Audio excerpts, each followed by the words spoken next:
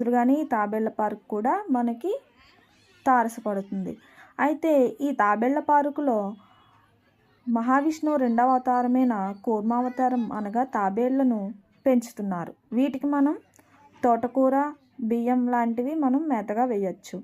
ఈ తాబేళ్ల పార్కుని భక్తుల సందర్శనార్థం కోసం ఇక్కడ ఏర్పాటు చేయడం జరిగింది.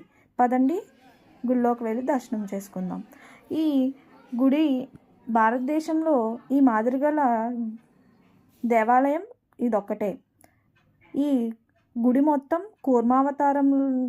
కూర్మావతార రూపంలో మాత్రమే మనకి కనిపిస్తుంది. అలాగే ఈ గుడిలో చిత్రంగా స్వామివారి ముఖం పడమటి ముఖంగా మనకి దర్శనమిస్తుంది. అలాగే ఈ గుడిలో మనకి 2 ధ్వజస్తంభాలు కనిపిస్తాయి.